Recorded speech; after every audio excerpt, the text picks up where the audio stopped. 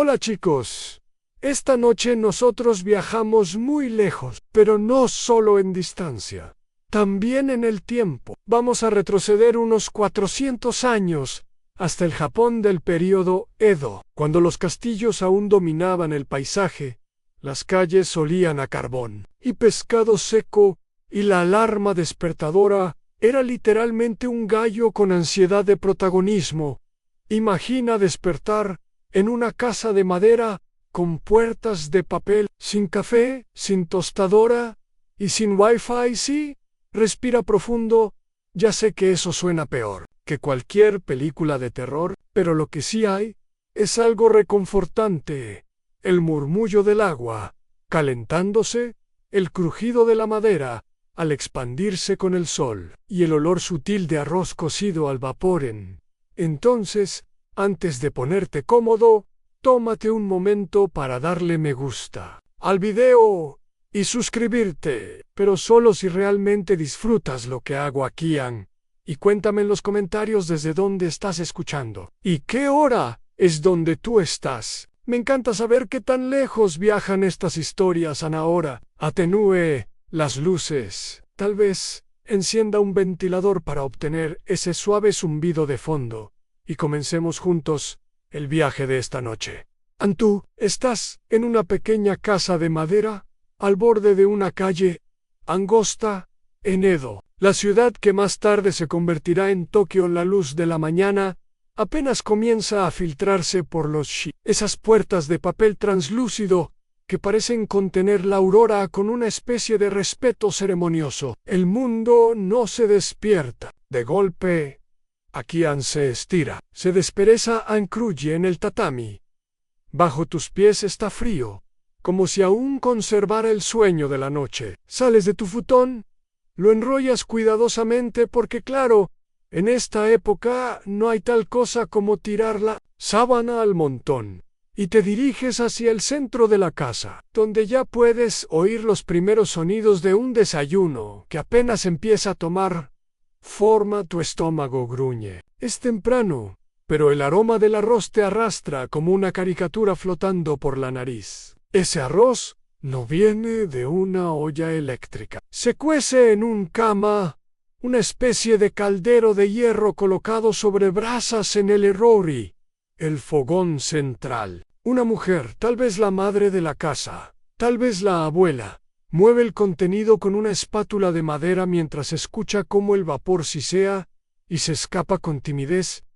En los keos, el silencio es un lujo efímero. Un comerciante madrugador empuja su carrito mientras sus ruedas de madera chirrían. Un perro ladra en la distancia, probablemente molesto porque otro perro olió su poste favorito. Y por supuesto los cuervos de Edo, esos animales brillantes y escandalosos, ya planean estrategias para robar algo del desayuno de alguien. Pero dentro de la casa hay una paz envolvente. La cocina no está separada, es parte del hogar, como el corazón que late tranquilo. La leña crepita, los utensilios están ordenados como soldados listos para una ceremonia. Nada aquí parece hecho a la carrera, incluso el cuchillo, colgado en la pared, parece tener paciencia. ¿Sabías que en el período Edo, el desayuno típico no variaba mucho a lo largo de los siglos? Era frugal pero balanceado en arroz, sopa de miso, pescado seco y encurtidos. Suena simple, ¿verdad? Pero cada elemento es una sinfonía de texturas y sabores que gritan en voz baja. Claro, un equilibrio. Mientras tanto, tú te sientas sobre tus talones en el tatami y observas. Una niña entra a la cocina con pasos suaves como si el piso pudiera romperse. Trae una cesta con hojas de siso y rábanos encurtidos envueltos en tela. Y aquí es donde las cosas se ponen raramente encantadoras. Uno de esos rábanos se ha fermentado por más de 6 meses en arroz salvaje, con cáscaras de mandarina. ¿Sabías que algunos encurtidos de la época tenían nombres casi poéticos, como Nieve que canta o Flor de invierno? Porque claro, si vas a fermentar algo, al menos que suene bonito. Los historiadores todavía debaten si esta obsesión con los encurtidos era más por gusto o por necesidad. Después de todo, el invierno en Japón no perdona, y la salazón era una técnica crucial de preservación. Pero nadie niega que se convirtió en arte de pronto. Un trozo de pescado seco cae al suelo, y un gato, que hasta hace 2 segundos fingía ser una estatua, lo atrapa con un movimiento digno de un ninja con hambre. La mujer de la cocina no se inmuta, solo le lanza una mirada que dice claramente: hoy te lo dejo pasar, pero mañana no. En un tazón se coloca frente a ti arroz blanco en sopa humeante, una tira de nori, alga seca, crujienta. No hay Instagram, no hay foto antes de cama, solo tú y este momento perfecto. Y justo cuando piensas que nada puede mejorar, la abuela te sirve un poco de natón soja fermentada con hilos pegajosos que parecen babas alienígenas. Sí, es un gusto adquirido, y no estás obligado a adquirirlo. Aunque la abuela te mira con esos ojos de pruébalo, o me decepcionarás profundamente. Afuera, el sol empieza a pintar la calle de ámbar. La ciudad se despereza con más fuerza. Suecos de madera taconean. Un vendedor de tofu anuncia su mercancía tocando una flauta de bambú. Y tú simplemente sigues ahí, masticando lentamente, sintiendo como cada bocado es parte de un ritual que ha sobrevivido a terremotos, guerras y modas pasajeras. En este desayuno no hay apuro, no hay cereales ultraprocesados con dibujitos gritones en la caja, solo alimento real, preparado con intención, comido con gratitud no. Y por si te sí, ese protector solar de excremento de cocodrilo era una cosa en otras culturas antiguas. Pero tranquilo, aquí solo se usa arroz y calma.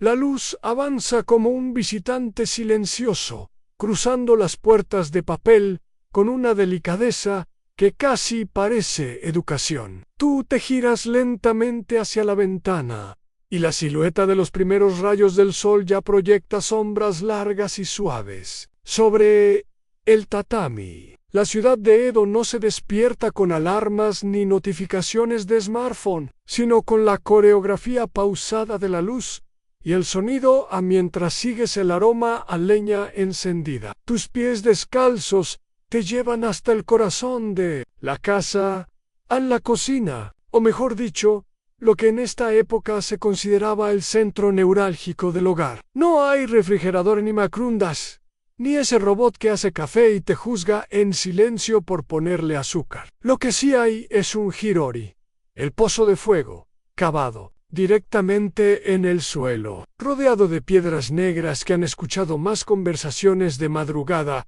que cualquier terapeuta moderno a un lado. Una pequeña repisa contiene unos cuantos ingredientes esenciales: sal marina gruesa, miso en pasta, algas secas cuidadosamente enrolladas y un bote de cerámica con granos de arroz pulido. Nada de etiquetas, de colores brillantes, ni códigos de barras aquí. Cada cosa tiene su lugar, porque cada cosa ha sido cuidada. Incluso el cuchillo principal, el hocho, está envuelto en tela de lino, como si fuera un objeto sagrado. De hecho, se cree que muchos cocineros del período Edo veían sus cuchillos como extensiones de su propia alma, y considerando que eran lo suficientemente afilados como para afeitar una piedra, probablemente tenían razón. Una mujer, probablemente la madre de familia, se arrodilla frente al errori y sopla sobre las brasas con una caña de bambú. El fuego responde con un parpadeo rojizo, revelando las líneas de carbón que se han quemado y vuelto a encender 1000 veces. No hay botón de encendido. No hay temporizador. Solo práctica, oído y paciencia. Y es que la cocina en el Japón Edo era casi una danza. Cada movimiento está cuidadosamente calculado. Abrir la caja del arroz, llenar la olla con agua de pozo, pesar el miso con la vista, no con una balanza. La precisión es impresionante. No porque estén tratando de impresionar a nadie, sino porque cada error puede arruinar una comida que ha tardado horas, incluso días, en prepararse. ¿Recuerdas el fogón del colegio donde tratabas de hervir agua en una lata oxidada? Bueno, el Irori de Edo te deja en ridículo, porque aquí no solo se cocinan, también se calienta la casa, se ilumina el espacio, y si hace falta, se ahuma el pescado o se seca el tofu. Y por si fuera poco, también sirve para ahuyentar malos espíritus. Sí, eso último era totalmente en serio. Según la superstición popular de la época, el humo del Irori mantenía a raya a los yokai, esos demonios traviesos que, spoiler, básicamente eran los gremlins japoneses, pero con mejor diseño gráfico, en una curiosidad deliciosa. Algunas casas más acomodadas tenían un segundo espacio, llamado komado, una cocina empotrada de barro, con múltiples bocas de fuego. Aparentemente, si en el siglo XXI tener una cocina de mármol es señal de estatus, en Edo lo era tener varios fuegos para hervir varias cosas.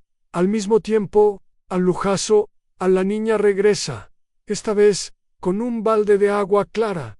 No hay cañerías. El agua viene del pozo común, compartido por varias casas, donde los vecinos no solo recogen agua, sino también chismes. Y es que el pozo del barrio era el equivalente Edo al grupo de WhatsApp, solo que, bueno, mucho más húmedo. Te sientas un taburete bajo mientras observas el orden meticuloso de la cocina. Cada herramienta tiene su sitio exacto, colgada o enrollada. Un cucharón de madera que ha sido lijado tantas veces que ya no tiene esquinas. Un rallador de bambú que sirve para crear nubes de daikon. El rábano blanco que aquí parece más poético que vegetal. Y pequeños tarros de cerámica, cada uno con su propio tapón de madera, sellados con papel de arroz y una cuerda de cáñamo. Los historiadores todavía debaten si este minimalismo funcional era un reflejo de la influencia del budismo zen o simplemente una necesidad logística en casas de espacio limitado. Lo que es indiscutible es que esa estética de menos es más sigue fascinando a diseñadores de interiores del siglo XXI, que venden estanterías vacías por cientos de dólares. Ironía a nivel Edo, de repente, algo cruje al no es el fuego. Isel, te das cuenta de que arriba, en el entrepiso, vive el little. En muchas casas, las vigas del techo servían como zona de secado para hierbas, pescados e incluso ropa. Y ese aroma sutil que creías que era incienso, ahora sabes que es simplemente sésamo tostado por acumulación de años en un rincón. Alguien empieza a preparar el desayuno de los más pequeños. Unos bollos de arroz rellenos de yumaboshi, esa ciruela encurtida que sabe como un beso agrio de tu ex. Pero bueno, es saludable y según se creía, también alejaba los malos espíritus y los dolores de estómago. Todo en uno. Y hablando de creencias extrañas, ¿sabías que algunas familias ponían un espejo chiquito cerca del Irori para protegerse de incendios? La lógica era más espiritual que física, claro, pero oye, en una casa de madera, cualquier ayuda se agradece en el fuego.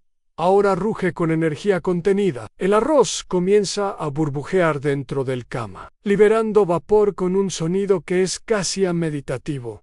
Tú cierras los ojos un momento, escuchas ese silbido, el crujir de la leña, el murmullo de pasos descalzos sobre el tatami. No necesitas pantalla para distraerte. Estás aquí en esta cocina viva, en esta pausa silenciosa, antes de que el día realmente comience.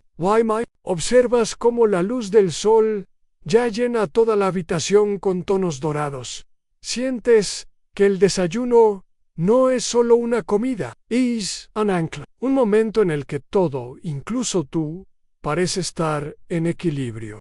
El arroz no es solo un alimento en el Japón del período Edo.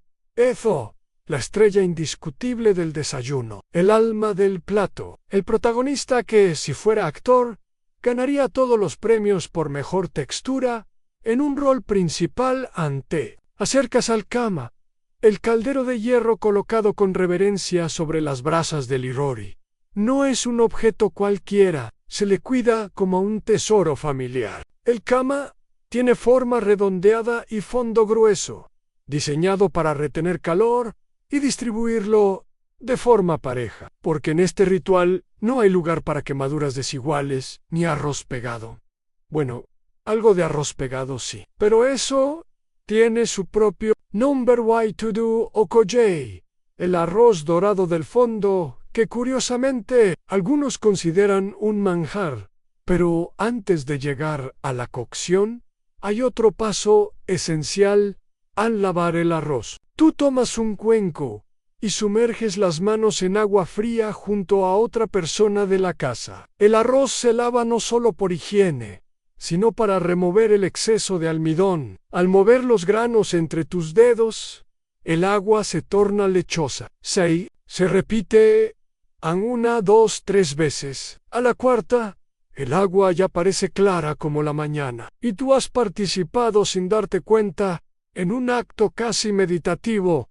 Y si estás pensando, wow, esto suena como lavarle la cara al arroz con cariño, estás en lo cierto. Algunos decían que si no tratabas bien al arroz, el kami, el espíritu del grano, se enfadaba. Y nadie quiere desayunar con un espíritu molesto en la mesa, ¿cierto? Luego del lavado, viene el remojo. Tú dejas el arroz en agua por un buen rato. El sonido que hace al asentarse en el fondo del cuenco es sutil, como la lluvia cayendo sobre papel seco. Durante el invierno, se remoja más tiempo, en verano menos. Y aquí no hay relojes digitales para marcarlo, se siente. Se sabe. Se aprende de mirar a quien lo hace todos los días. Mientras tanto, el kama ya está sobre el fuego, esperando. Tú ayudas a colocar el arroz cuidadosamente escurrido, y el agua justa, ni demasiada,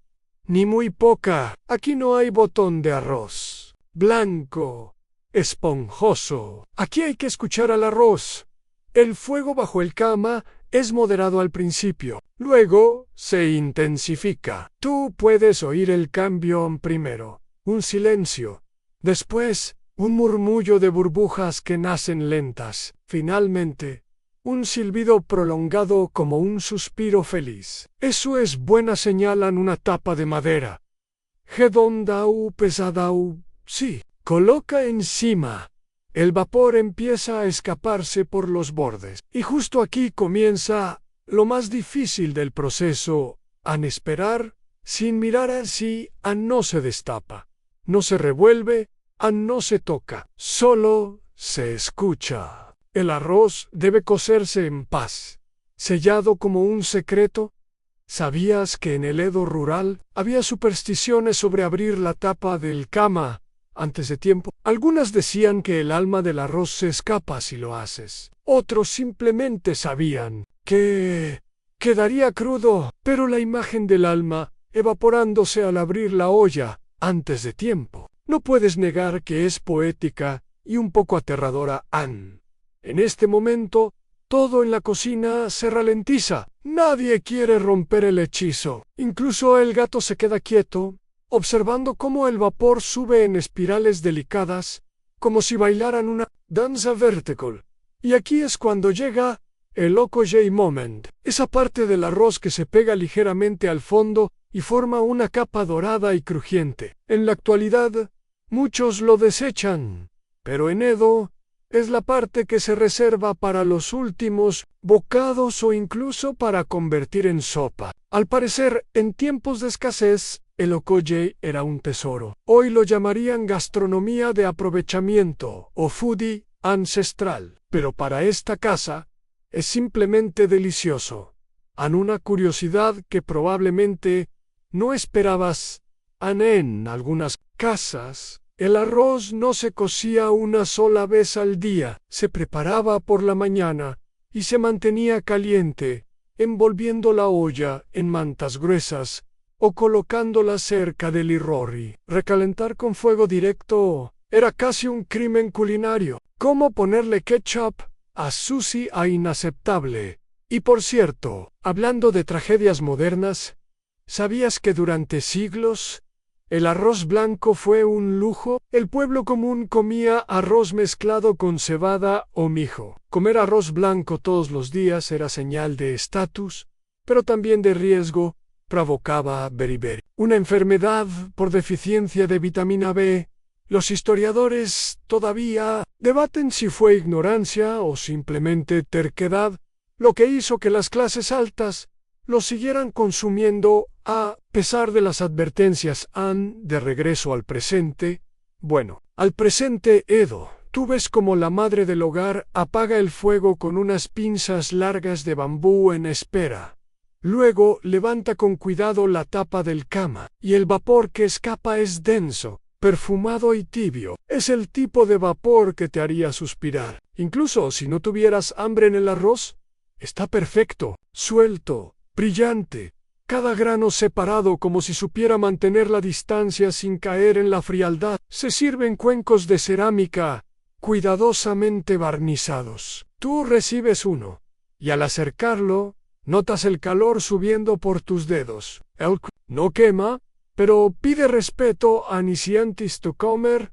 Haces un gesto de agradecimiento a Nitadakimasu. No is unsimple. Buen provecho. Es un reconocimiento silencioso a quienes cultivaron el arroz, lo transportaron, lo limpiaron, lo cocinaron, y al arroz mismo tomas el primer bocado. Es simple, suave, casi dulce. El sabor del arroz en Edo no necesita salsas o acompañamientos. Solo necesita que lo escuches. Y.T. Low Heises. Mientras el arroz reposa en su cuenco, como si supiera que acaba de ganarse un lugar en la historia, algo burbujea lentamente al otro lado del irrori. Te acercos, guiado por un olor salado, terroso, casi ancestral. La sopa de miso está en marcha en el Japón de Edo. Preparar esta sopa no es una cuestión de abrir un sobrecito, ni presionar un botón en una máquina que dice sopa instantánea y hace algo que probablemente ofende a la abuela de alguien Anunnaki. El miso es vivo, denso, fermentado por meses o incluso años, y guardado en vasijas de barro que huelen como si guardaran secretos. A la mujer de la casa destapa uno de esos tarros. El interior contiene una pasta marrón, espesa, con vetas oscuras que revelan su edad, como los anillos de un árbol. Este miso fue hecho en casa, probablemente mezclando soja cocida, arroz koji, el hongo mágico de la fermentación japonesa, y sal. Todo ello fue dejado a madurar en la penumbra de una despensa, cubierto con una tapa de madera y una piedra pesada para mantener alejados a los espíritus. Y también, al Mountu, lo hueles. Es fuerte, sí, pero reconfortante, como el olor de un bosque después de llover. Hay algo en ese aroma que no grita comida, sino más bien memoria. Una cucharada del meso es tomada con una cuchara de bambú y disuelta en un poco de caldo caliente. No se hierve. Sería un sacrilegio. El miso debe ser mimado, no hervido, para que no pierda su sabor ni sus propiedades probióticas. Sí, antes de que existiera el yogur griego de moda, ya el miso estaba aquí, haciendo el trabajo de equilibrar tripas con clase, y ahora es cuando el arte se convierte en cocina. El caldo base ya estaba preparándose desde temprano. Está hecho con alga kombu, esa alga ancha que parece la lengua de un dragón dormido, y a veces con katsuobushi, virutas, de bonito seco, que parecen papel quemado y huelen a mar profundo. Cuando se agregan al agua caliente, liberan el quinto sabor a umami, esa cosa que todos fingimos entender pero en realidad solo decimos para sonar sofisticados. Tú observas cómo flotan lentamente los trozos de tofu, recién cortados en cubos, blancos exactos como si un monje zen los hubiera medido con una regla de haiku. El tofu es tan suave que parece que podría disolverse solo con una mirada severa. También se añaden algas wakame, que al tocar el líquido se expanden como si recordaran que alguna vez fueron parte del océano en la sopa. Se remueve con lentitud, no se bate. No se revuelve como si estuvieras tratando de ganarle una carrera. Aquí, la cuchara gira despacio, casi con cariño. Una vez lista, se sirven pequeños tazones lacados en rojo y negro, tan perfectos que da miedo usarlos. Pero se usan, porque aquí no se guarda lo bello para ocasiones especiales. Mañana es especial. Cada desayuno es una oportunidad para demostrar respeto por lo que comes. En una curiosidad extraña en el período Edo. Existían distintos tipos de miso según la región. El akamiso miso rojo, más fuerte y envejecido, era común en áreas como Nagoya, mientras que el shiromiso miso blanco, más suave y dulce, se usaba en Kansai. Algunas familias incluso mezclaban tipos distintos de miso para crear su propio blend secreto. Ni lo intentes. Los historiadores todavía debaten si el miso tuvo primero un papel medicinal o si simplemente se valoró como alimento básico desde el inicio. Lo cierto es que médicos de la época ya lo recomendaban para la salud digestiva y para prevenir enfermedades. Además, ¿cómo no respetar algo que puede durar años sin estropearse con solo sal y paciencia? Al tomar el primer sorbo, tú notas que no es solo un sabor, es una sensación. El calor te llena desde la boca hasta el estómago, como una ola suave en una playa que conoces desde niño. No es picante, ni ácido, ni exagerado. Es suficiente. Y en este mundo tan ruidoso, lo suficiente puede ser un lujo.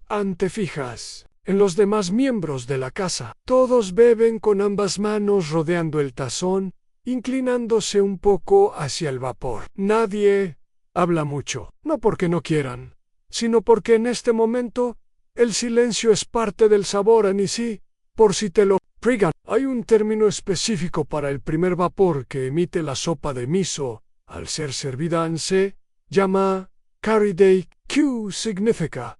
Solo el aroma. Porque claro, esta gente no deja escapar ni el perfume de la sopa sin ponerle nombre poético en el fondo. La abuela murmura algo sobre cómo, cuando ella era niña, el miso se enterraba bajo tierra para fermentar mejor. Nadie sabe si es cierto, o solo quiere que respetes más la sopa. Pero viendo cómo todos asienten, probablemente no estás en posición de discutirlo. Mientras bebes lentamente, descubres algo inesperado. Debajo del tofu se esconde un pequeño trozo de daikon cocido. Su textura suave, casi translúcida, ofrece un contraste sutil con el resto de la sopa. Al morderlo, sientes como la tierra, el agua y el tiempo se encuentran en tu paladar, como tres viejos amigos. Tú terminas tu tazón, lo colocas con cuidado sobre el tatami, escuchando ese sonido hueco que hacen los objetos bien hechos. Respiras hondo. El calor del miso sigue en tu pecho como si tuvieras una pequeña estufa encendida dentro, y piensas, en un mundo donde todo se acelera. Tal vez lo más revolucionario que puedes hacer es beber una sopa que tarda meses en nacer. El desayuno aún no ha terminado. Todavía queda un último elemento que completa esta sinfonía matinal: el pescado seco. Y no estamos hablando de un filete recién salido del mar, cubierto de limón y rodeado de papas fritas. No. Este pescado ha vivido más vidas que algunos influencers. Fue capturado, fileteado, secado al sol, ahumado, prensado, raspado, y ahora, como si aún no fuera suficiente, va a ser tostado sobre una llama abierta. Con todo respeto, Claron, tú te mueves hacia el irori, ese fogón que sigue crepitando, como si supiera que aún le queda una última canción por tocar. Sobre una pequeña parrilla de hierro descansan unas tiras delgadas de imono, pescado seco, generalmente caballa, sardina o jurel, dependiendo de lo que se pescó la temporada pasada. A la abuela, Toma con unos palillos de bambú una de las tiras. Su textura es quebradiza y firme, como papel grueso con sabor a océano. La coloca con cuidado sobre la parrilla. Al contacto con el calor, el pescado comienza a chisporrotear, y tú lo escuchas en ese crujido inicial que anuncia que algo delicioso está ocurriendo. Si prestas atención, casi suena como el vinilo de un disco antiguo. Ese tipo de sonido que te hace confiar en lo que viene. El aroma es inmediato, salado, profundo, con un toque dulce de humo, el tipo de olor que podría hacer que un gato atraviese una pared. De hecho, el gato de la casa aparece otra vez. No maullan, solo se sienta cerca, como si estuviera recordando todas sus vidas anteriores, donde probablemente fue chef. En el Japón del período Edo, el pescado fresco era un lujo matutino, muy costoso, muy perecedero. En cambio, el pescado seco tenía todo lo que una familia necesitaba: proteína, sabor, durabilidad y carácter. Algunas tiras llevaban semanas colgando en patios cubiertos, protegidas de los insectos con una red fina y el ocasional grito de ¡shu! Desde la cocina. Y cuando llegaba el momento de tostarlas, se hacía con la misma atención que si se tratara de oro comestible, a una curiosidad fascinante. Algunos pescados secos se remojaban ligeramente antes de tostarlos para suavizar su textura. Otros se comían duros, casi como snacks para fortalecer la mandíbula. Hay registros que muestran que incluso los samuráis llevaban pescado seco en sus viajes, envuelto en papel de arroz. Energía portátil, versión siglo XVII y mucho más. Sabroso que una barrita de proteína genérica. Tú tomas una de las tiras ya tostadas. La textura ha cambiado. Ya no está quebradiza sino flexible. Al morderla, sientes ese primer crujido seguido de una oleada de umami que se extiende como una ola cálida. No hay aderezos number haze, solo tú y ese sabor concentrado del mar, amplificado por el fuego. Los historiadores todavía debaten si el pescado seco era más una necesidad alimentaria o una elección cultural. Lo cierto es que en muchas casas de clase media de Edo, este era el plato fuerte del desayuno. ¿Por qué? Porque no solo era accesible, sino que permitía demostrar habilidad en la preparación sin necesidad de ingredientes frescos. Y en una cultura donde el respeto por la técnica supera al glamour del ingrediente, eso lo era todo. Mientras masticas lentamente, notas cómo el sabor se transforma en primero salado, luego ahumado, después una ligera dulzura que permanece como un eco. El mar no se ha ido, solo se ha hecho más íntimo en la cocina. El abuelo ya está comiendo. Él no usa palillos, sino que toma el pescado directamente con los dedos, lo rompe en pedazos sobre su arroz y mezcla todo con un poco de salsa de soja que ha estado fermentando desde antes de que tú nacieras probablemente. Tú imitas el Chester y al hacerlo, descubres algo interesante. El arroz caliente despierta los aceites del pescado tostado, creando un aroma que parece querer salir volando por la ventana.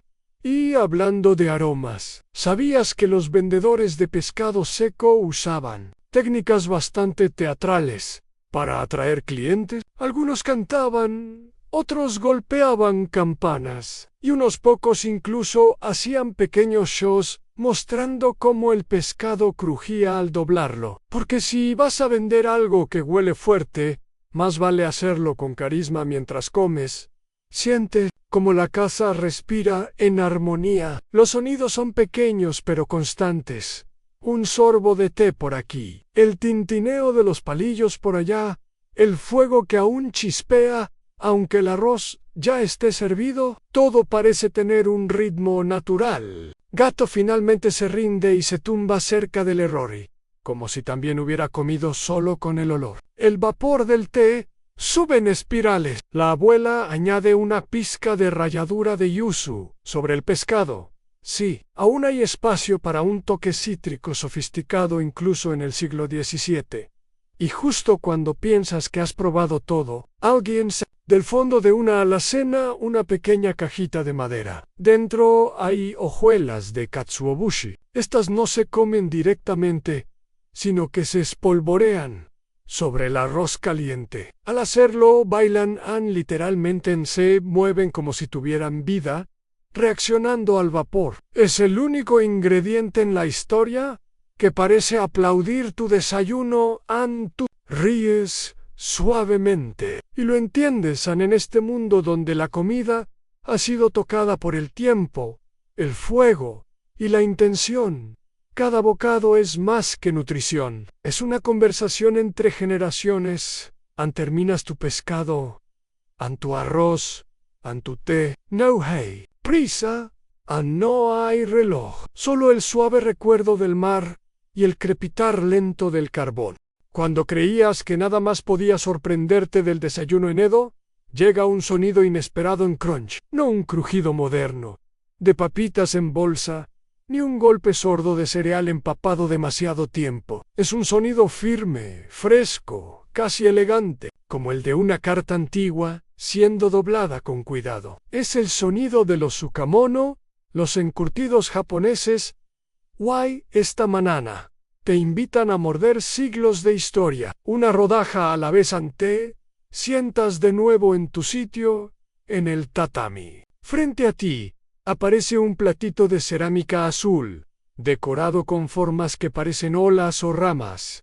No puedes decidir. Encima hay una variedad de vegetales encurtidos en rábano daikon, pepino, berenjena, un trocito de nabo morado y algo que honestamente luce como una flor marchita, pero huele delicioso. Bienvenido al lado crujiente del desayuno. Los tsukemono no son guarniciones en el sentido moderno. No están ahí para decorar el plato ni para llenar espacio en la bandeja. Son tan fundamentales como el arroz. En algunos hogares de la época, la habilidad para hacer buenos encurtidos definía tu reputación más que cualquier pastel elegante. Y sí, algunas abuelas podían destruirte emocionalmente si tu daikon salía blando.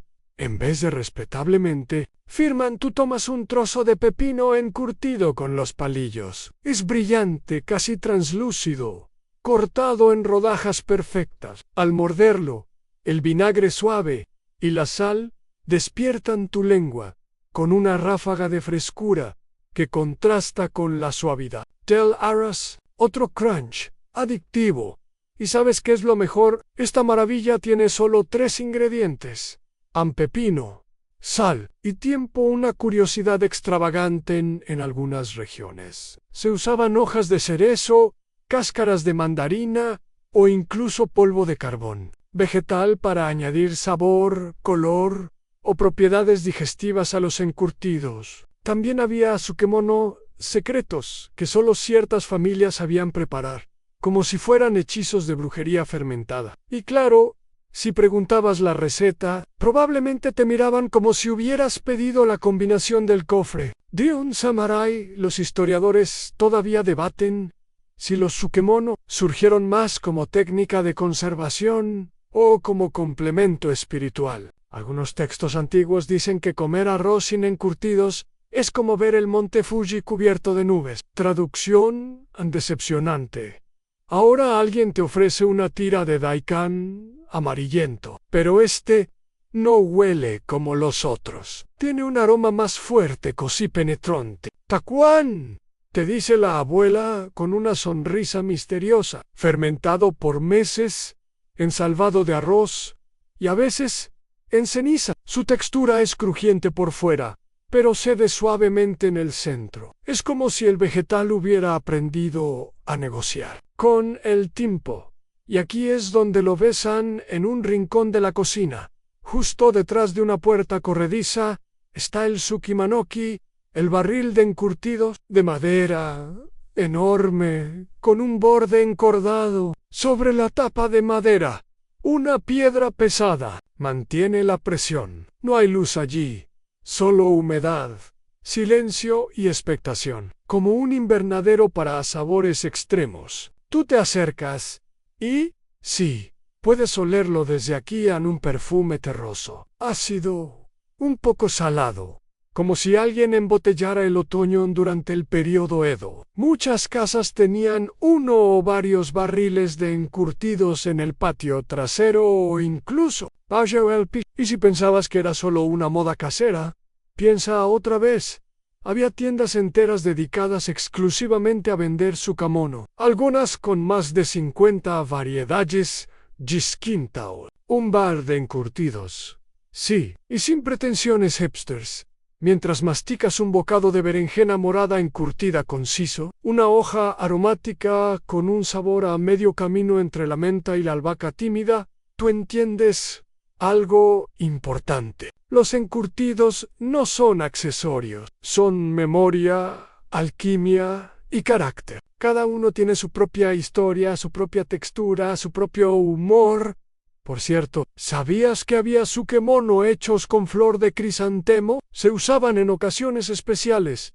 Y sí, eran comestibles, aunque también había rumores de que comer demasiados podía hacer que tus sueños se torcieran. ¿Realidad o marketing, Edo? Nadie lo sabe, pero no dan ganas de arriesgarse. Tú tomas un poco de arroz, lo combinas con una rodaja de nabo y sientes como ambos se funden en la boca, lo suave con lo firme, lo neutro con lo ácido. Es como si cada textura supiera su papel. En una obra cuidadosamente dirigida, incluso el crujido tiene ritmo naturado. Un niño se ríe mientras muerde un trozo de pepino y se le cae al suelo. El gato aparece de la nada. El nin lo ve. El gato lo ve. Y en esa mirada hay un entendimiento silencioso. Yo también tengo hambre de sucamono. Pero la abuela lo detiene con un leve tisk. Esta vez no hay pesca para el felino en la repisa. Ves un pequeño libro de tela plegado. No es un recetario común. Es un registro de encurtidos en fechas, proporciones, ingredientes experimentales. Las mujeres de la casa lo consultan como si fuera un grimorio de cocina. Y probablemente lo es. En el sol ya entra con fuerza por las ventanas de papel, proyectando sombras claras sobre los platos vacíos. El fuego del irori se ha reducido a brasas tranquilas. Tú respiras hondo, sintiendo que algo en ti también ha crujido por dentro. Pero en el buen sentido. En los encurtidos se terminan. No se tira nada. El último trozo se guarda para el almuerzo, y el platito se lava con un poco de agua caliente y un trapo de algodón. Y mientras tú aún saboreas el eco ácido de ese último bocado, comprendes que el sucamono no es un simple vegetal fermentado. Es una lección de paciencia, una historia sin palabras, un crujido que atraviesa generaciones. El desayuno ha sido un desfile de texturas, vapores y sabores que parecen haber salido directamente de un poema. Pero aún falta la última nota, esa que cierra la melodía con un suspiro tibio en el té verde. En el Japón de Edo, el té no es una bebida, es un momento, es lo que ocurre cuando el ruido se detiene y el tiempo se pone cómodo. Tú te sientas de nuevo, esta vez sobre un cojín ligeramente más mullido, porque el cuerpo ya empieza a entender que no va a ninguna parte. Ni falta que hace un joven se levanta con delicadeza, camina hacia un pequeño estante de madera, donde reposa la tetera de hierro, el tetsuban, negra como el cielo antes de llover. A su lado, una caja cilíndrica lacada, guarda las hojas de sencha, un té verde sencillo, cotidiano, con aroma a campo recién abierto. Ella no mide con una balanza, ni consulta una receta. Usa la vista en el tacto, el sonido de las hojas secas, deslizándose entre los dedos. Todo el proceso es lento, deliberado, como si cada gesto mereciera su propio capítulo. Y tú no puedes evitar pensar que este momento es como mirar una app de meditación, pero sin pantalla, ni anuncios molestos en él. Agua no hierve con furia, se calienta a fuego lento, sin apuros, porque si en el agua demasiado caliente arruina el té. Ese es un principio que incluso hoy, con hervidores automáticos, seguimos ignorando como si no nos importara el corazón de las hojas. Pero aquí no se comete tal sacrilegio. El líquido alcanza una temperatura perfecta, cercana a los 70 grados, sin necesidad de termómetros. Solo experiencia una curiosidad casi mágica. En algunas casas, las teteras de hierro tenían inscripciones en la base con frases protectoras o poemas zen. No para que las leas, sino para que el agua recordara esas palabras. Los antiguos creían que el agua era sensible a las emociones, algo que la ciencia moderna aún no confirma, pero que tu abuela probablemente, sí, en ella vierte el agua sobre las hojas. No dentro de la tetera directamente, sino primero en los tazones vacíos, luego la pasa a la tetera, para que la temperatura descienda suavemente. Ese truco, llamado Yusamashi, es pura elegancia funcional. Y el resultado es un vapor verde que sube despacio, con un olor fresco, vegetal, como si el campo viniera a darte los buenos días. El sonido del té, al caer en las tazas, es un susurro, no un glub, ni un blop, un suju, casi como una brisa. Y cuando recibes tu taza entre las manos, te das cuenta de que no está caliente, como una bebida occidental. Está tibia, pensada para beberse lentamente, sin quemar nada más que preocupaciones. Tú lo hueles antes de beberlo, no por protocolo, sino porque realmente invita a hacerlo. El aroma es limpio, herbal, con un ligero toque a nuez, casi como si alguien hubiera colado el recuerdo de una colina cubierta de sol. A los historiadores todavía debaten si la difusión del té en la vida diaria de Edo fue gracias a los monjes budistas o a los comerciantes visionarios que comenzaron a cultivarlo en masa. Lo cierto es que para Ueshiperyudu, el té ya era parte esencial de la rutina, no solo en templos o casas ricas, sino también en hogares humildes, no por lujo, sino por quietud. Tomas el primer sorbo anisí. Hay sabor, pero también hay otra cosa, algo que no esperabas. Como si cada sorbo fuera una especie de paréntesis donde nada más importa. El té no golpea, acompaña, no pide atención. Te la ofrece a mientras bebes. La familia conversa en voz baja, no de cosas importantes, cosas pequeñas en el clima. Vecino que roncó muy fuerte anoche. El gato, que ahora duerme enroscado sobre un cojín como si fuera un signo de puntuación, muy satisfecho.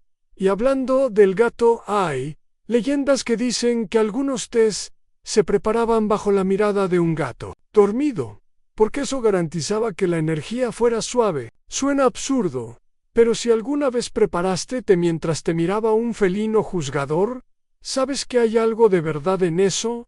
En la repisa cercana, ¿ves? Una cajita con tés especiales, guardados para visitas o días difíciles. Algunos son más oscuros, otros mezclados con flores secas, pero hoy, el sencha es suficiente. No necesitas un festival de sabores solo este. Solo ahora la abuela sirve otra ronda. El sabor cambia ligeramente, más intenso. Como si las hojas hubieran contado más secretos al agua. Esta vez, y aquí ocurre algo inesperado. En un pequeño cuenco de azúcar cristalizado, aparece en la mesa, no para el té, claro, sino como contraste. En algunas casas de Edo, pecuegos dulces, hechos con arroz y azúcar, se servían junto al té para limpiar el paladar o dar un cierre amable al desayuno. Hoy, toca una lámina de mochi seco, duro por fuera, suave por dentro. Lo muerdes, combina perfecto. Tomas el último sorbo. El fondo de la taza revela una pequeña mancha verde, como si las hojas hubieran querido firmar su obra. Porque ahora no solo has probado un té, has compartido una calma. Y sí, en el mundo moderno podrías replicar este momento con una cápsula y un microondas. pero perderías lo esencial, ese espacio entre sorbo y sorbo, donde por un instante todo está bien. Justo cuando creías que el desayuno Edo no podía darte más, la conversación baja aún más el volumen. Los platos se retiran con cuidado, y algo suave y dulce aparece sobre una bandeja lacada. No, no es un postre como lo imaginas, sin crema batida, sin caramelo en espiral, sin etiquetas brillantes que prometan cero culpa. Aquí lo dulce se gana con tiempo, se sirve con moderación y se mastica despacio, como si cada bocado contara una historia que no debe interrumpirse en tú. Observas con curiosidad. Sobre la bandeja reposan dos pequeños bollitos redondos de arroz cocidos al vapor, rellenos con anko, esa pasta densa y morena de frijoles azuki, que tiene la habilidad mística de ser dulce sin empalagar. Al lado, un cuadrado blanco, como la nieve en mochi, esa leyenda pegajosa que ya has escuchado mencionar. Siempre con una mezcla de respeto y temor dental, el primero en servirse lo hace con reverencia, como si estuviera recibiendo algo sagrado. Y es que, en cierto modo, lo está en el Japón del período Edo. Los dulces eran verdaderos regalos. El azúcar era caro, y aunque su producción aumentó hacia mediados del período, gracias a plantaciones locales y al comercio holandés, seguía siendo algo especial. Así que los wagashi, dulces tradicionales, no eran un capricho, eran una ocasión. Thomas, un man. La envoltura de masa de arroz al vapor es suave, casi tibia al tacto. Lo llevas a la boca y al morderlo. El vapor escapa como un suspiro contenido. El anko adentro no es empalagoso, es terroso, dulce, con ese gusto profundo que no necesita trucos para ser memorable. Es como el equivalente emocional de una manta caliente en invierno, una curiosidad que no muchos conocen durante las mañanas invernales. Algunos manj se servían calentados al lado del irori, envueltos en hojas de sakura, para aromatizar su exterior. Estas hojas no siempre se comían, pero su fragancia bastaba para darle a todo el dulce una atmósfera floral casi nostálgica. Algunos decían que te hacían recordar cosas que aún no habías vivido. A los historiadores todavía debaten si el uso cotidiano de anko en las casas de Edo era común entre todas las clases sociales o si permanecía reservado a festividades y templos. Lo cierto es que, en esta casa al menos, el anko aparece con naturalidad, como si supiera que hoy era uno de esos días en los que todo sale bien desde temprano. El siguiente dulce en la bandeja es el mochi. Este sí te genera cierta cautela. Sabes de su reputación.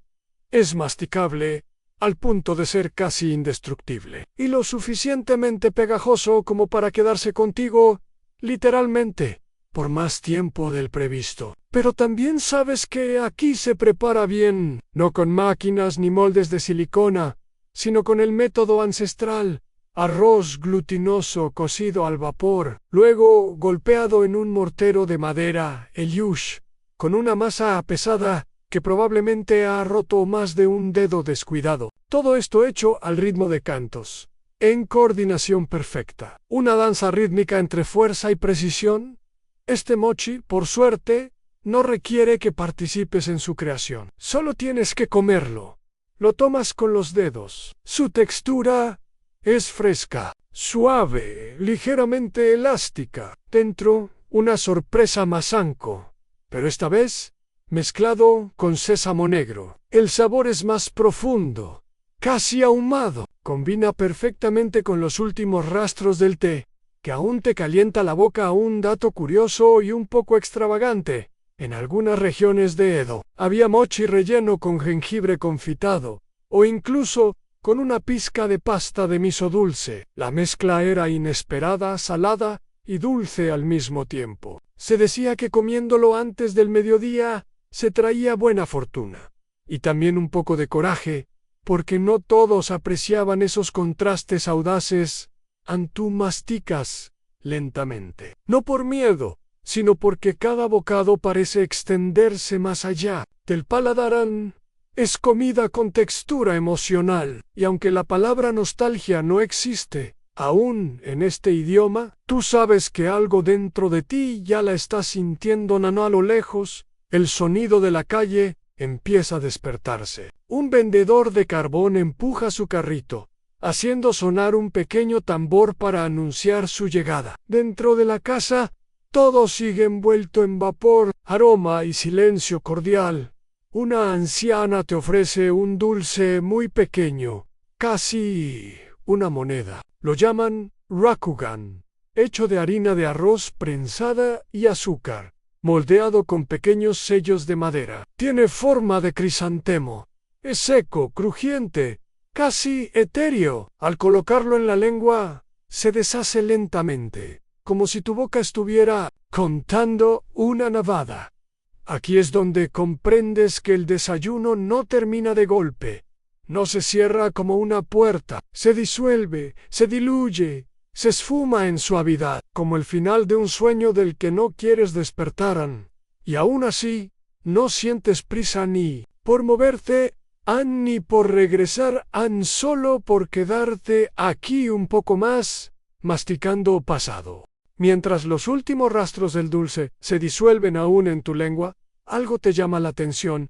No es la comida, es todo lo que la rodea frente a ti. Un cuenco vacío de arroz. A su lado, una taza de té con una pequeña grieta disimulada. Con oro un par de palillos reposan sobre una pieza de cerámica en forma de hoja. Todo está en su sitio, y nada parece coincidir del todo. Pero a la vez, todo encaja. Te das cuenta de pronto de que no estás rodeado de vajilla ordinaria. Estás en una galería viva de filosofía material. Y sí, eso suena pretencioso, pero espera, hasta la cuchara de bambú tiene una historia más interesante que la mayoría de las cuentas de Instagram en el periodo Edo. Los utensilios de cocina no se compraban en juegos idénticos con brillos cegadores. Cada pieza era única, muchas veces hecha a mano y seleccionada no solo por su función, sino por su espíritu. Y sí, has oído bien, espíritu. Este enfoque tenía nombre y apellido en Wabi-Sabi. La belleza de lo imperfecto, lo desgastado, lo incompleto en tu cuenco. De arroz, por ejemplo, tiene una pequeña asimetría. No fue un accidente de fábrica, fue intencional. En esa imperfección se esconde la marca del alfarero, la historia de su creación, la prueba de que lo humano está presente, y de paso, hace que cada bocado que tomaste parezca más auténtico, más tuyo. Una curiosidad bellamente extraña.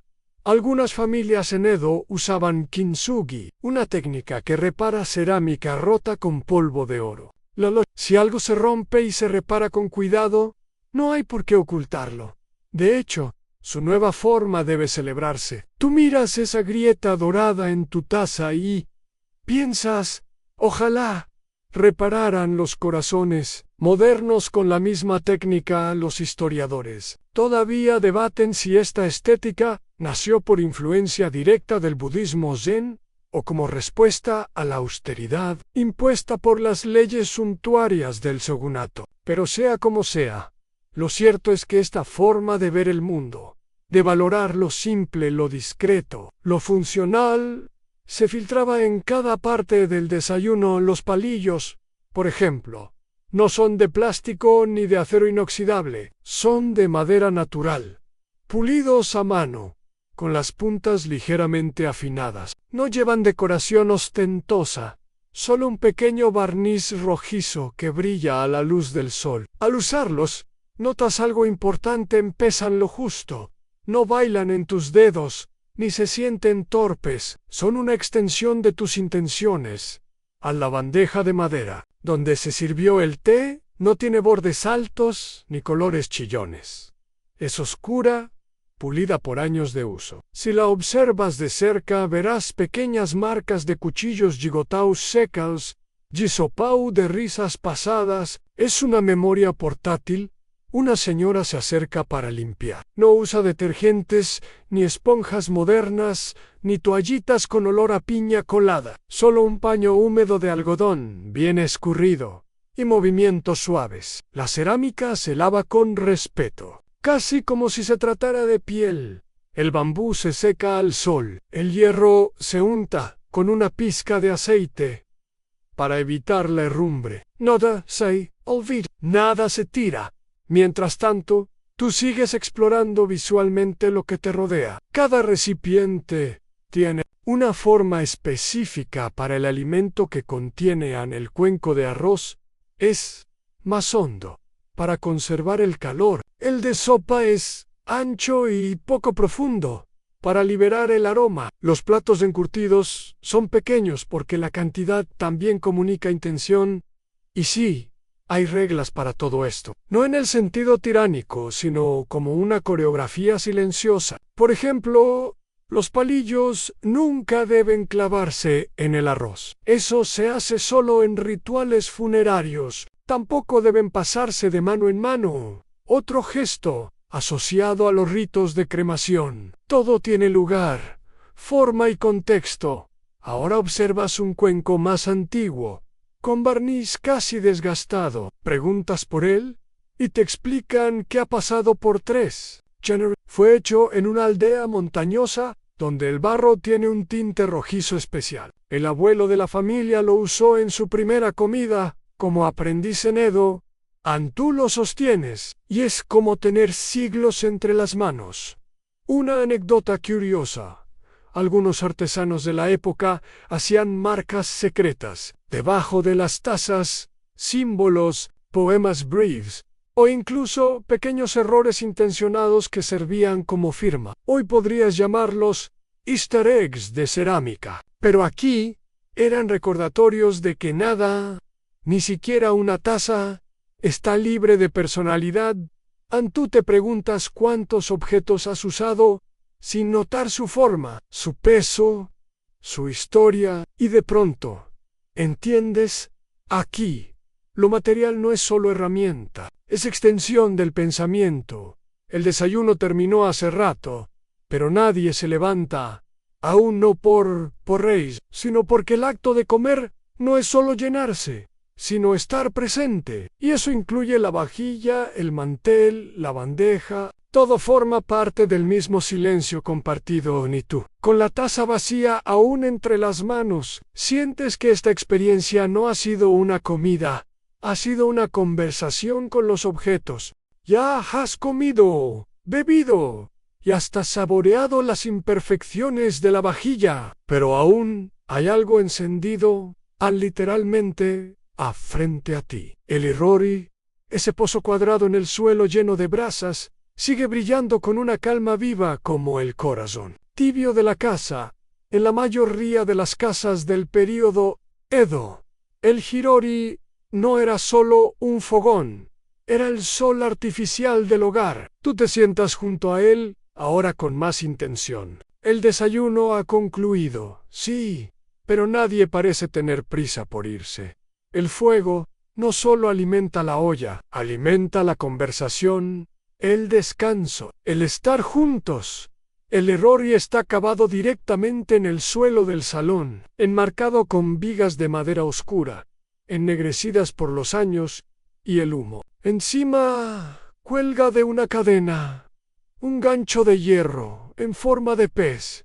El jesik, este ingenioso mecanismo, permite subir o bajar la olla o tetera, regulando el calor como un termostato ancestral. Además, se dice que el pez, símbolo de agua, protege el hogar de incendios. Práctico y poético. Como todo por aquí, una curiosidad encantadora. A los peces tallados del Jisaikagi solían tener caras ligeramente sonrientes. Porque si vas a confiarle tu sopa a un animal de hierro suspendido del techo, mejor que tenga buen humor en el fuego. No es agresivo, no ruge como una estufa moderna, no chispea como una parrilla urbana. Es una brasa constante, una respiración de carbón que ha sido reavivada y alimentada desde antes del amanecer. Tú acercas las manos y sientes el calor como una caricia que no pide nada a cambio. Es estable, es fiel, es lo más parecido a una conversación sin palabras. En los historiadores todavía debaten si el origen exacto del Irori fue rural o urbano, aunque casi todos coinciden en que su adopción masiva durante el período Edo se debe tanto a la necesidad de calentar la casa como al deseo de crear un centro simbólico, porque en la cultura japonesa no se cocina en la esquina, se cocina en el corazón, alrededor del fuego. Todos encuentran su lugar, literalmente las posiciones junto al Irori no son casuales. El patriarca se sienta al sur, donde el calor es fuerte. Los más jóvenes a los lados y los invitados, como tú, al norte, donde se recibe el humo más tenue, pero también la mejor vista. Un gesto de cortesía o de estrategia. Si eres alérgico al humo, el abuelo se inclina con un fuelle de bambú para avivar un rincón de brasas. Lo hace sin mirar, como si fuera parte de su cuerpo. No hay estallidos, ni humo repentino, solo el suave crujir del carbón reacomodándose. El sonido es hipnótico, casi meditativo, y tú lo sientes. Si cierras los ojos, puedes imaginar este fuego como una presencia viva, dormida pero atenta. Una historia excéntrica. Había familias que nombraban su Irori, no en voz alta, por supuesto, eso sería extraño incluso aquí, pero si lo trataban como una entidad con humor, voluntad y memoria. Se decía que algunos fuegos preferían ciertos alimentos o que se comportaban mejor cuando se les hablaba con respeto. Ciencia o superstición, quién sabe. Pero hoy no te atreves a dudarlo. El gato regresa. Por supuesto. Sei, justo al lado del Irori, en el lugar exacto donde el calor acaricia sin quemar. Mira las brasas un momento y cierra los ojos como si acabara de entender el secreto de la vida. Tú casi le preguntas, pero prefieres no romper la magia. Alguien coloca una cazuela de hierro encima de las brasas. Ya no es para cocinar, sino para secar. El interior está forrado de trapos limpios, y pronto comienza a salir un tenue vapor. Hasta los paños tienen su ceremonia de secado en un detalle que te deslumbra. Sobre el borde del Irori hay pequeñas marcas de tiza. Son dibujos hechos por los niños de la casa en flores, espirales, algo que parece una rana, o tal vez un monje. No se borran, se respetan como parte del mobiliario, porque el fuego es de todos. Y justo en ese momento, alguien arroja al carbón una cáscara de mandarina. No por error, es costumbre. Al quemarse, desprende un aroma cítrico que perfuma el aire, por un instante como un pequeño ritual de limpieza. En algunos hogares, se hacía todas las mañanas para despertar el espíritu del día. Y sí, funcionaba mejor que cualquier café con leche de avena.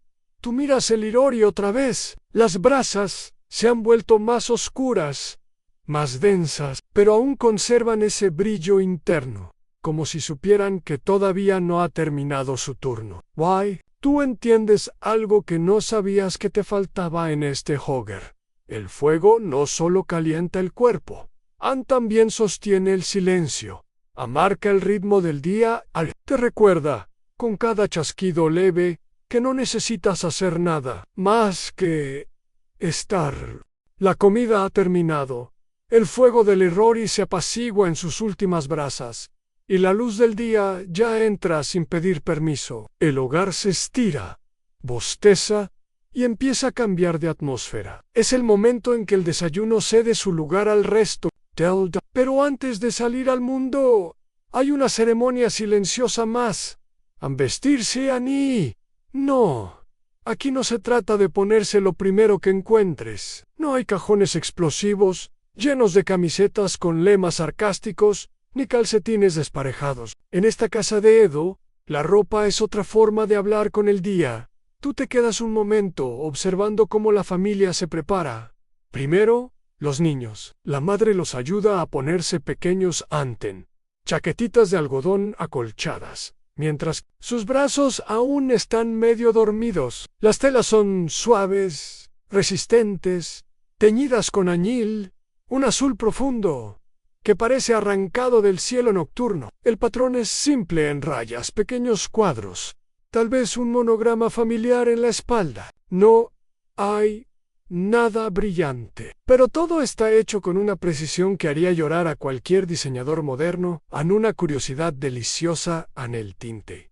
Índigo era famoso no solo por su belleza, sino por su utilidad. Actuaba como repelente natural de insectos, fortalecía las fibras del algodón y, según algunos rumores persistentemente supersticiosos, incluso alejaba a los malos espíritus. Sí, básicamente el mejor combo de moda funcional del siglo XVII. Los adultos visten con más capas. Primero una yubán, una especie de prenda interior que protege el kimono de la transpiración. Encima, un kimono de algodón más grueso. Y para los que saldrán a la calle, una chaqueta haori o abrigo liviano, atado con un sencillo cordón de cáñamo. No hay cierres ni botones, todo se envuelve, se cruza, se asegura con nudos que conocen mejor las manos que los ojos. Tú recibes una prenda doblada con extremo cuidado, en un kimono sencillo, pero digno. Te lo colocas, y la sensación es inesperadamente lógica, nada aprieta, nada cuelga sin propósito. La tela y aunque estás acostumbrado a ropa con elásticas y etiquetas internas, hay algo tranquilizador en estas costuras rectas que parecen respetar el cuerpo sin invadirlo. Los historiadores todavía debaten si la evolución del vestuario el período Edo fue más influenciada por la clase samurái o por los comerciantes en ascenso, quienes comenzaron a usar colores más discretos para aparentar humildad mientras escondían riqueza en los forros. De hecho, el reverso de algunos kimonos era más opulento que el exterior. Como decían, no necesito presumir, pero podría. Uno de los niños se queja porque su obi, la faja que ajusta el kimono, le quedó demasiado apretado. Lo corrige con la habilidad de quien ha hecho 1000 nudos sin repetir ninguno. Todo sin levantar la voz. Es otro tipo de conversación, silenciosa, textil, paciente. Una anécdota simpática. Algunos niños llevaban talismanes cosidos dentro del cuello de sus ropas. No se veían, no se mencionaban, pero estaban ahí, bordados por la abuela o entregados por el monje del templo. Pequeños rectángulos de tela con caracteres protectores, como una contraseña mágica para sobrevivir el día. La tela más usada aquí es el algodón. Seda solo en ocasiones especiales. Y solo si eres lo suficientemente rico como para no preocuparte de arruinarla con una mancha de sopa. Pero incluso en su sencillez, el algodón de Edo tiene historia. Japón no lo cultivó masivamente hasta bien entrado el siglo XVII. Antes de eso, era una rareza traída por comerciantes chinos o portugueses. Para cuando se volvió común, ya era símbolo de hogar, humildad y trabajo honesto. Tú pasas la mano por tu manga. La textura te sorprende. No es rígida ni frágil, tiene memoria. Y huele a sol. Porque sí, esta prenda fue secada al aire libre, doblada aún caliente, y guardada con hojas secas de kusu, para evitar humedad. Cada paso de su cuidado fue intencional. Como si vestir bien no fuera cuestión de moda, sino de respeto. Y ahora, aquí. Vestirse no es salir a la calle presentable y participar. Es continuar el hilo de una historia tejida por generaciones. El color que eliges, la forma en que lo atas, el gesto con el que acomodas el cuello, todo comunica quién eres, cómo te sientes y hasta qué tipo de día esperas. El padre ajusta su cama, esos pantalones anchos que casi parecen faldas, y se coloca un pequeño bolso de tela en el cinturón. Dentro, lleva una navaja, un trozo de papel de arroz y un amuleto de madera que no muestra. Nadie pregunta, cada objeto cumple su rol. Como la ropa en el gato, por supuesto no lava nada, pero eso no le impide observar todo con expresión de severo crítico de moda. Al parecer, Aprueba tu kimono. Y antes de que salgan, un momento precioso. Cada miembro de la familia se gira ligeramente frente al altar doméstico. Hace una breve reverencia y ajusta el cuello de su prenda. No por religión, no por costumbre, no por estructura, porque la forma en que comienzas el día, incluso en la manera de vestirte, puede marcar la diferencia entre caos y armonía en tu sonríes, porque ahora llevas más que una tela encima. Llevas una forma de estar en el mundo. Te asomas al umbral de la casa justo cuando el día ha terminado de acomodarse sobre los tejados. El desayuno quedó atrás, el fuego duerme bajo cenizas, y ahora es hora de salir. Pero salir en Edo no significa perder la calma y simplemente extenderla hacia la calle ante calzas unas guaragi, sandalias de paja trenzada que no tienen suela acolchada ni tecnología de amortiguación. Caminas con ellas como se camina en sueños, sintiendo cada piedra, cada tabla del suelo, cada imperfección de un camino que no fue hecho para distraer, sino para recordar que estás pisando historia en las puertas. Sí se deslizan con un susurro, y de pronto estás en el Engawa, el corredor de madera exterior. Desde allí, observas cómo el vecindario despierta. A tu izquierda, un anciano riega la tierra frente a su tienda, con una regadera hecha de bambú y cuenco metálico. Una niña practica la caligrafía con agua sobre el suelo. Sus trazos desaparecen tan pronto como los hace. Pero nadie le dice que está perdiendo el tiempo. Aquí, eso se llama ensayo en el aire. Huele a leña, a humo leve, a sopa de miso vieja que alguien terminó de calentar. Pero también a movimiento, porque el vecindario anque y sereno está lejos de estar quieto. Cada sonido es suave, pero constante, como si Edo respirara con diafragma amplio y ritmo lento, una curiosidad viva. Los vecindarios de Edo estaban organizados en unidades urbanas cerradas por portones comunales que se abrían y cerraban a ciertas horas. Cada funcionaba casi como un pequeño pueblo, con su líder local, sus reglas, sus festividades, y si hacías demasiado ruido por la mañana, tu reputación caía más rápido que un kimono mojado en una tormenta. Los historiadores todavía debaten si esta forma de microorganización comunitaria se originó desde arriba, impuesta por el shogunato, o si surgió naturalmente como una adaptación social. Lo cierto es que funcionaba. Aquí, todos conocen a todos. No, por rutina compartida ante a la familia en su camino hacia el pequeño mercado del canal, no es muy lejos. Pero no es solo una caminata. Es una coreografía informal. Cada vecino que pasa, asiente. Algunos te miran con curiosidad. Olvida un rostro nuevo. Ni siquiera por accidente. Un niño salta sobre una losa suelta que hace ruido, como si activara una alarma de buen humor. Dos ancianas conversan sobre el clima, como si lo pudieran negociar.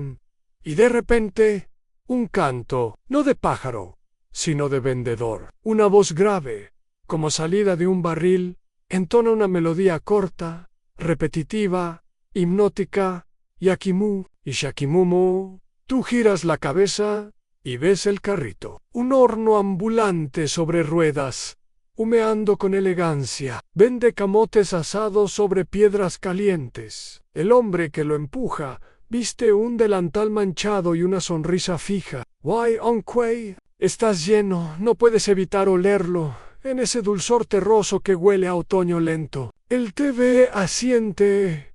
No hace falta hablar.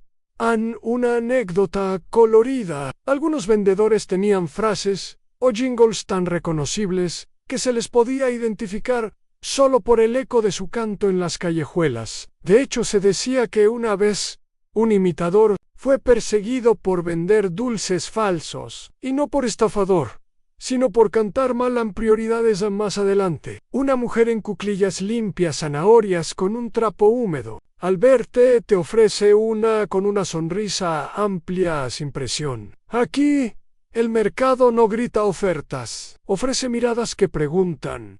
¿Lo necesitas hoy? Tú la rechazas con gratitud, y ella te devuelve una reverencia breve. Transacción completa. Respeto entregado, respeto recibido. Los sonidos del barrio son como una orquesta sin director. Una puerta corrediza, un cuenco al golpear otro, risas de niños que juegan a las sombras con las manos, un laúd que alguien afina en la distancia.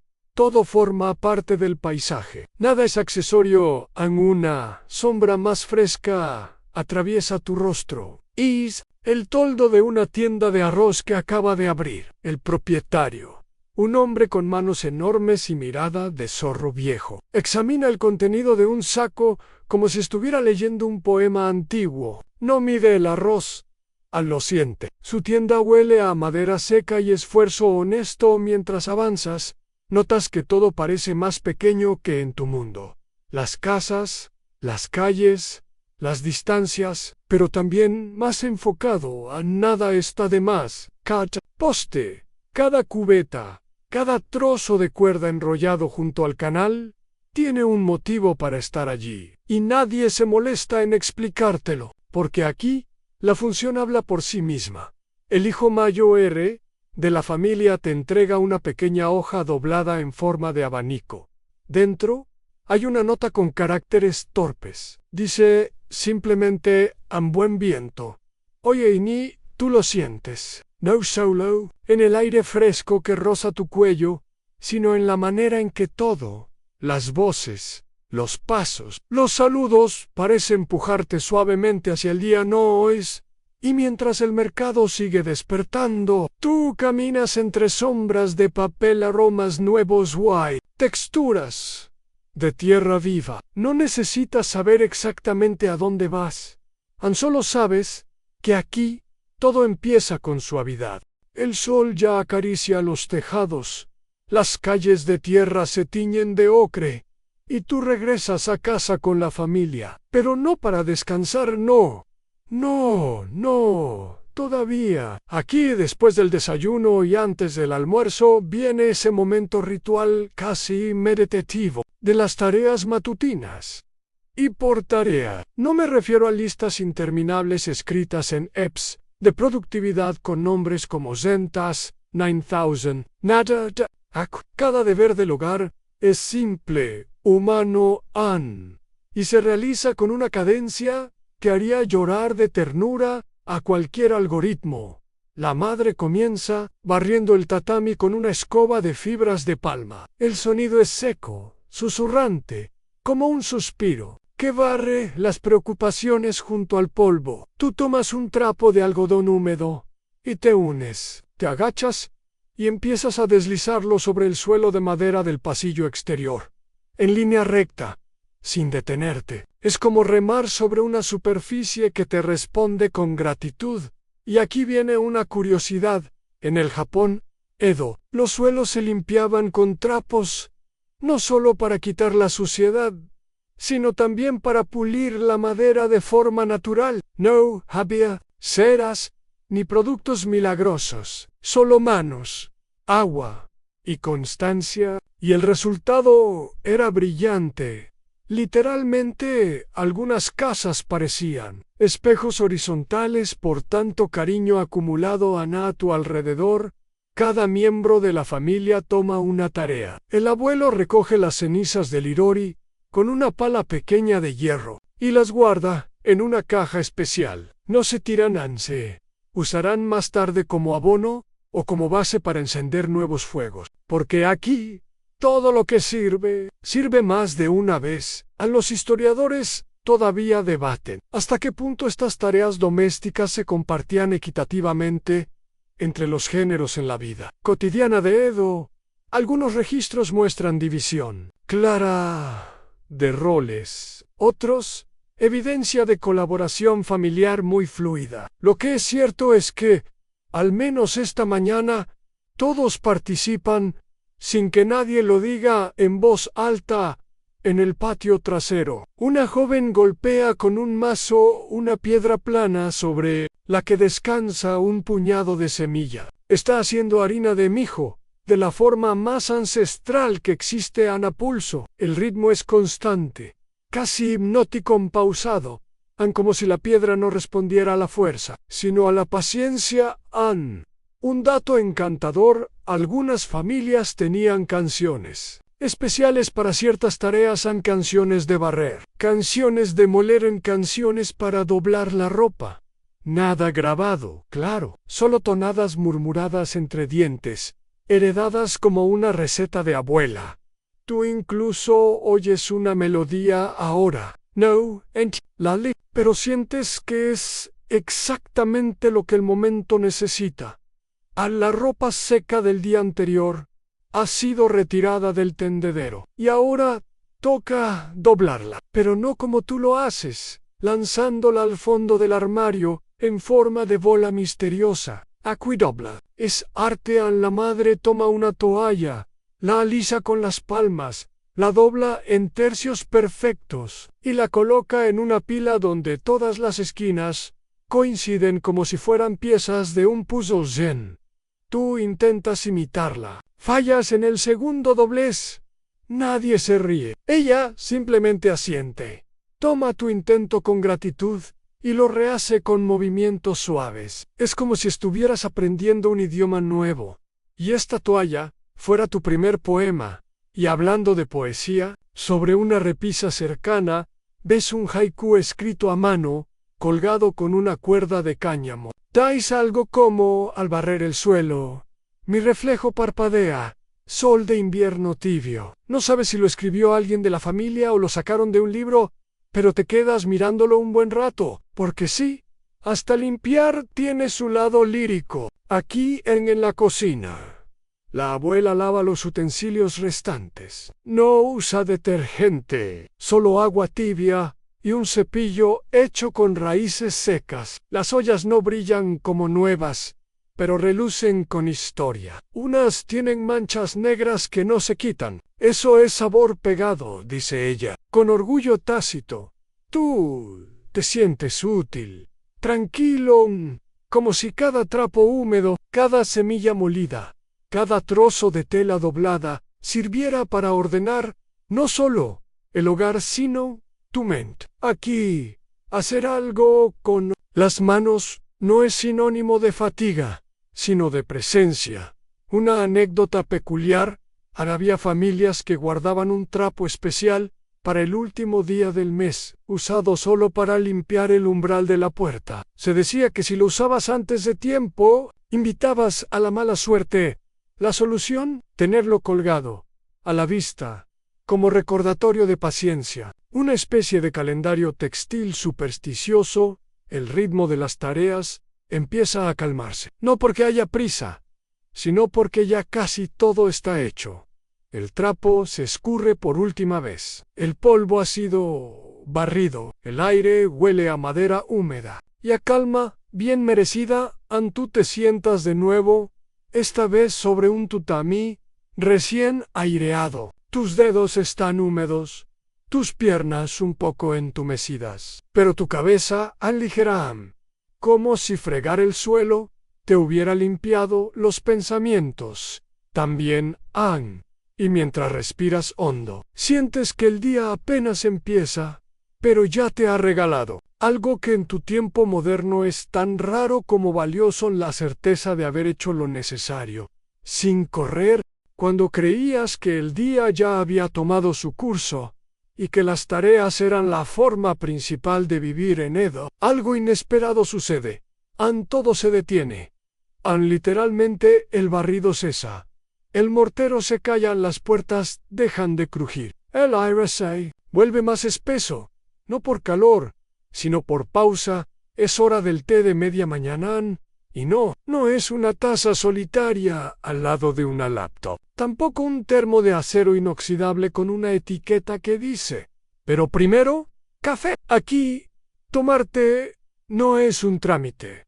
Es un retorno. La madre llama suavemente a todos, casi como si estuviera despertando a la casa por segunda vez. Tú sigue su voz hasta el patio interior, donde una estera ha sido extendida bajo la sombra de una viga. Encima, un brasero humea tímidamente.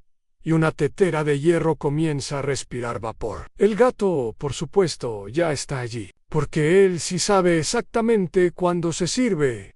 El té te sientas, con las piernas cruzadas, sintiendo aún el leve cosquilleo del trabajo hecho. La abuela se acomoda junto a ti. No dice nada, Ann solo asiente, como si compartir este momento bastara para declararse amigos de por vida. Una taza pasa de mano en mano. Ann no tiene asa. Es de cerámica áspera, con la superficie irregular, casi rugosa. La tomas con ambas manos. El calor penetra lentamente tus palmas. Sube por los brazos y te afloja. Los hombros sientes que podrías desmayarte de calma. Pero en el mejor de los sentidos, la infusión no es fuerte. No busca impresionar. Es hencha, té verde suave, apenas amargo, con notas vegetales y un final que recuerda a lluvia recién caída. Aquí no hay azúcar, no hay leche, no hay sabores artificiales de durazno cósmico, solo hoja, agua y tiempo. Una curiosidad encantadora. Durante el período Edo, el té no se preparaba como ahora lo hacen en las cafeterías modernas, con espumador de leche y letreros luminosos. Aquí, el agua debía estar justo antes del punto de ebullición, y la cantidad de hojas era ajustada según la estación. Se decía que en primavera el té debía ser más ligero, para limpiar el cuerpo del invierno. En verano, más fuerte, para mantener el espíritu alerta.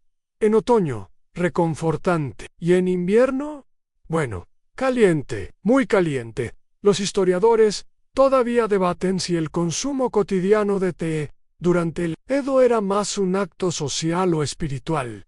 Pero tú, en este momento, sabes que es ambos, porque nadie está hablando. Y aún así, todo el mundo parece estar diciendo exactamente lo que necesita decir. En la conversación surge, finalmente, no como una explosión, sino como un susurro compartido. Alguien comenta sobre el clima. Otro menciona que la calabaza del jardín ha crecido torcida. To-dos say rain. Pero no a carcajadas. Ríen como quien dobla un papel con cariño en un niño. Entrega una galleta de arroz. Está tostada, crujiente, cubierta con una capa delgada de miso dulce. Al la muerdes, el contraste entre lo salado, lo dulce y el té suave te obliga a cerrar los ojos. No porque sea intenso, sino porque es perfecto. En su momento, Annie. Entonces, un pequeño debate, Ann suave, como debe ser. La abuela asegura que las galletas de arroz deben girarse exactamente 3 veces sobre el fuego para lograr la textura perfecta. El padre dice que con 2 basta.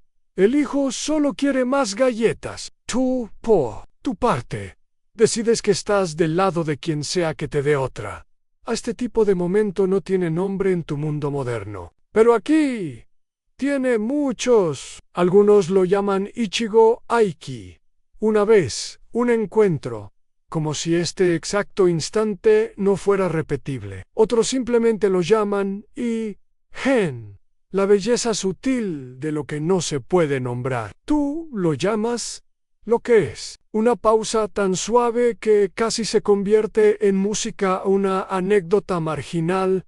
Existían en Edo pequeños poemas que solo se leían durante la pausa del té. No eran haikus públicos ni poemas formales. Se llamaban kuchisibumi, susurros de poesía. Frases tan breves y aparentemente inútiles que al decirlas con el té en la mano, cobraban una lógica nueva. Uno decía: An la libélula se fue, pero quedó su sombra sobre el cuenco. Nadie respondía. Solo bebían. Tú repites la frase. Mentalmente, no sabes por qué, pero te calma. La sombra de una libélula que ya no está. Tal vez eso es lo que esta mañana es.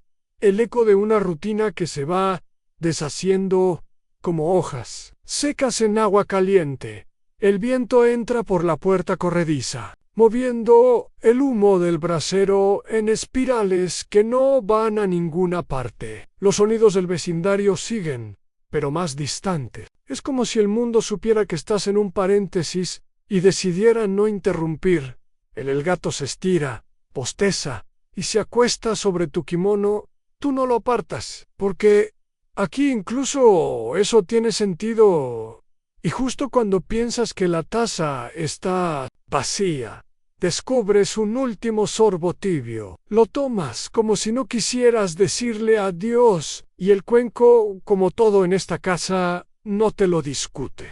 El último sorbo de té aún está caliente en tu memoria cuando el movimiento reaparece, pero ya no es el de antes. No hay prisa, ni órdenes, ni relojes apurando la escena. Solo esa sensación tranquila de que la mañana, como un kimono bien doblado, debe terminar con gracia. La madre se levanta primero. Reúne las tazas con la misma delicadeza con que una florista recoge los pétalos caídos. El brasero se apaga con un soplo largo y respetuoso.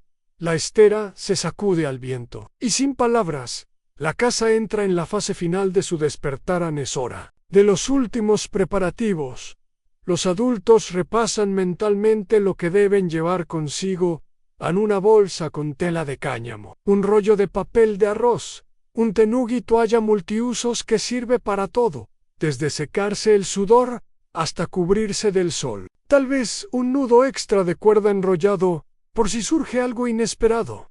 Nadie se lleva nada de más, pero tampoco falta nada. Como una receta perfeccionada por generaciones en la abuela, ajusta el cuello del kimono del nieto con un gesto breve, pero un movimiento que resume años de costumbre, sin esfuerzo ni teatralidad. Luego le entrega una pequeña campana de cerámica atada con hilo rojo, para que no te pierdas entre los demás, dice, aunque probablemente también sea para que él no se olvide de sí mismo. Una curiosidad peculiar. Anne se decía que llevar una campana consigo alejaba a los malos espíritus, pero también funcionaba como identificación auditiva en las calles. Algunos niños tenían tonos ligeramente distintos, y sus padres podían saber quién llegaba a casa solo por el timbre. Un GPS musical artesanal. Tú te incorporas y observas cómo todo vuelve a su lugar, a la tetera, sobre el estante, los cojines bajo la mesa, baja, el cuenco del gato sí, ya vacío, otra vez nada se olvida, nada queda fuera de lugar. Porque el hogar en Edo no solo se habitan, se cuida, como si fuera parte del cuerpo.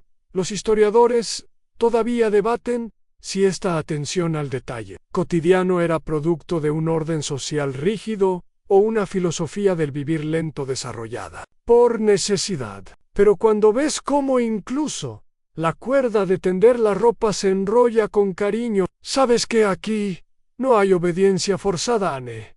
Hay respeto por el espacio compartido. En el padre se despide con una inclinación breve. Baja la cabeza y parte. No dice, nos vemos luego, ni cuídense. Solo el silencio y ese gesto que lo dice todo. El hijo lo sigue minutos después, corriendo hacia el canal donde otros niños ya juegan con cañas y hojas flotantes. Y tú miras la casa una última vez. En cada rincón parece recordarte algo que no sabías que habías olvidado. La madera oscura del umbral, el trapo colgado junto al pozo, el aroma del carbón adormecido, el roce de la tela en tu cuello. Todo dice, Anne, estuviste aquí, y eso fue suficiente. Una anécdota marginal pero significativa. En algunas casas, al salir por la mañana, se dejaba una hoja de bambú en el umbral, no por superstición, sino como señal de que el día ya había comenzado. Era como decirle a la casa, volveré, pero ahora tú descansa. Y así haces tú. Caminas unos pasos fuera, pero te detienes, porque el aire aún huele a desayuno, a madera limpia, a tiempo bien usado. El gato te mira desde la entrada. No maullan, solo parpadea lento, como quien dice, todo está en su sitio. Y tú le devuelves el gesto, porque entiendes, no hay despedidas dramáticas aquí, solo transiciones suaves. como el paso de la mañana al mediodía, respiras hondo en el día en Edo continúa sin ti, pero tú llevas algo contigo, algo invisible y permanente. El sol ya está alto pero en ti.